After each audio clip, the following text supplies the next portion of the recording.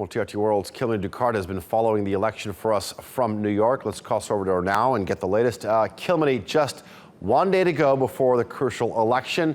Where do Clinton and Trump stand?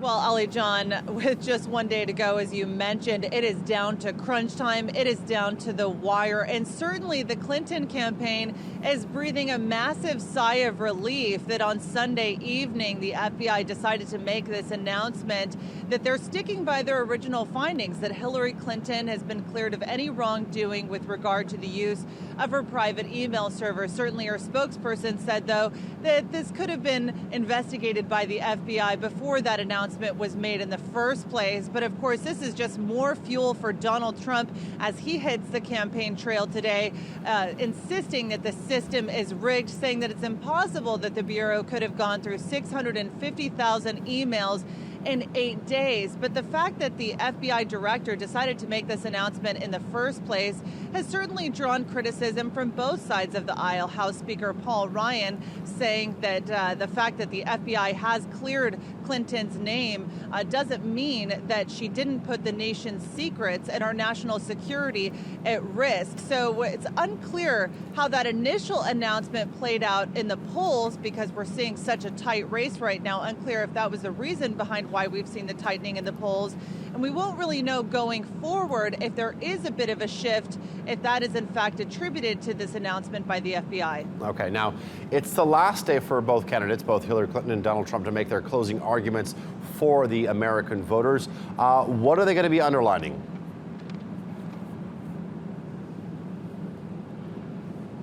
Well, in the last day here, certainly both candidates are going to be hitting these big battleground states. North Carolina, which the two candidates have been fighting really hard for, because if Donald Trump wants to win the election, experts say he has to win North Carolina. They're also going to be in Pennsylvania and Michigan as well. Hillary Clinton's going to be having a huge rally in Philadelphia later today with U.S. President Barack Obama and music group Bon Jovi. Our correspondent Tatiana Anderson will be coming to us live from that later on in the day.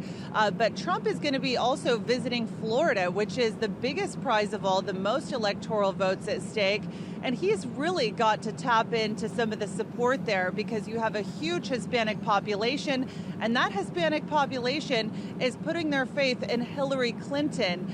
Certainly Trump's comments about immigration, building a wall with Mexico, and deporting an estimated 11 million undocumented immigrants back to their respective countries has spooked a lot of voters. And so that's why we're seeing a surge in support for Hillary Clinton. So Donald Trump is going to be making a stop in Florida. He's also going to be stopping in Michigan, as well as New Hampshire. Those are traditionally Democratic states.